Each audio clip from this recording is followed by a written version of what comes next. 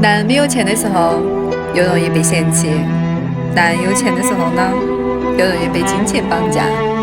当一个男人穷得连100块钱都记不到的时候，又在哪里呢？所以，你可千万不要道德绑架男人，他的钱也不是大风刮来的，他也是从一无所有的年纪努力奋斗起来的呀。